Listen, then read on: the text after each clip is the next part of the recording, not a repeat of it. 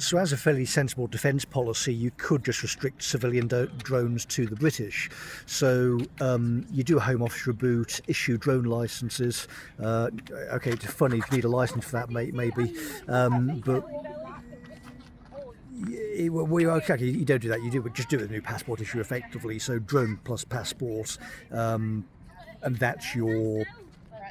In fact, that's a good idea, isn't it? That's your sort of British-style defence in most cases, isn't it? And if you go back to a society where your word is worth something again, then drone issue licences sounds fairly straightforward.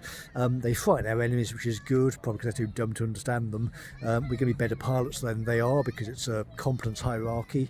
We're going to be better at making the inferences because it's information warfare, and you don't need guns because we've got them. You think about these kind of things in policy terms, it's really quite straightforward, isn't it? You just need political power to reboot the Home Office, and you can get, I'm sure with procurement, you could do that fairly easily, or get a license, or you'd have it as sort of effectively sort of longbow practice. I forget what the practice was called in the medieval Britain, but of course we were famous as longbowmen, weren't we? So we've got our tiny little island, we've got all these French massing against us, we can never win, and of course we just mow them down, can't we, because they're unorganised, and we pierce them with wood. So this is why we're such great warriors, because we're so clever. But in the modern world, you do sort of drone practice with obviously approved groups. You do the same with rifle practice, don't you? This is obviously totally legal still. Still got a rifle culture in Scotland. You can go shooting ranges to the west of this place if you want to go and practice looking for the managing director. But why not doing that? I mean, there are other things to be doing in Scotland to actually think about physical security, because again, you are the sort of place in the world where that kind of thing is and always will be a present concern for the people living here. It's very pleasant at the moment while we tear the managing director's face off from space, but in a few months the cold will be back with a vengeance, and if you're not prepared in this place, it's not going to be a particularly fun time. The last winter homeless was not exactly a great time, but this time we're dug in totally. They couldn't get me out of this place with a crowbar. The water solar setup, the only thing we sort of need at the moment is meat, I think. The quality that we dug in compared to the sort of stuff that was just available in Birmingham is just night and day. And of course the quality of connections we've made since getting out of that place are significantly better as well. So when it comes to defence review, you're well placed to opine on all sorts of matters in that city. So if Marlon can bumble around his bit of the world and obviously identify the historic link. I mean, Manchester is not my part of the world, Birmingham is, but if you remember how it used to be and you look at the place, and the level of decay is incredible. I mean, you compare Monk Seaton Road in the early 80s till the city now. I mean, it is Tower of Babel stuff, quite clearly.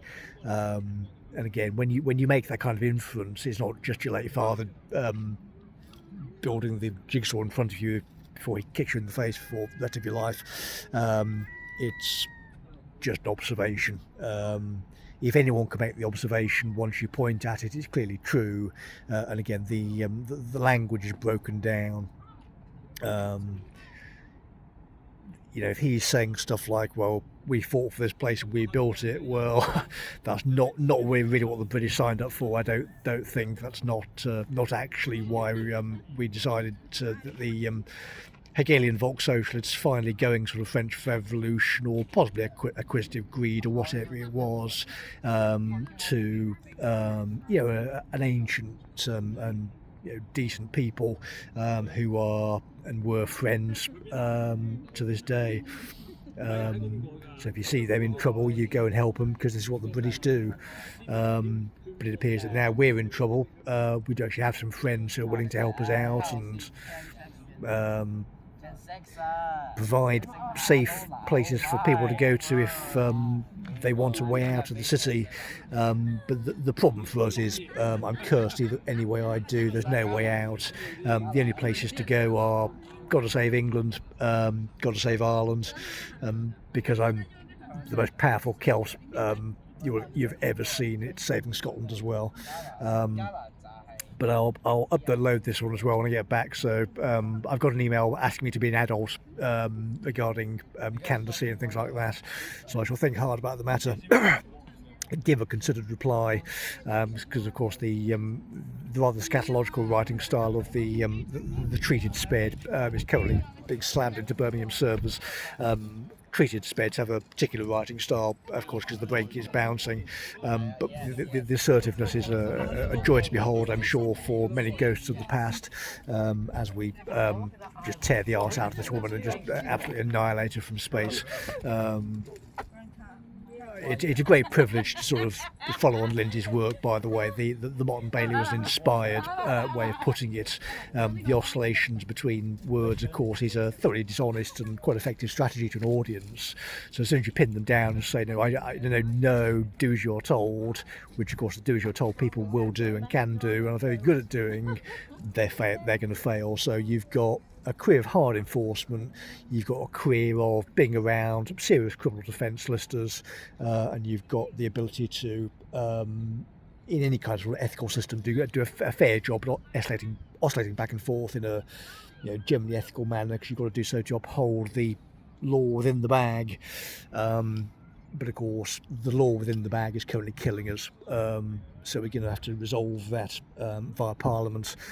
So it is the only chance the British really have is either it's got to be a low-led team at the moment, because you can't have the kind of people Farage just throwing himself in with running the country at this point. They're too dangerous in many cases.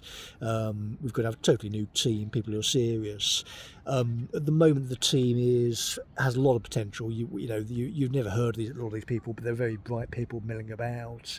But it's more, if you get serious constitutionalists like David Starkey on board to do parliamentary rollback, proper civil service reform, and by which, of course, we do executions in many cases. Hermer is, of course, a dangerous traitor and needs to be dealt with.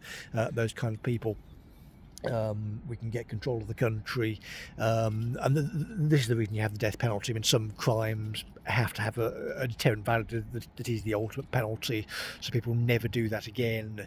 And of course, it's now sending a signal to the Muslim world that, okay, well, you've got your victory, but same as Israel, the response is, well, again, when the British are, because of the way we work, I mean, we are so dulled back, it does have to get to a level of aggression where we respond. But because of that kind of stuff happening, we're just done with it. So you've got a younger generation who've quite rightly had enough.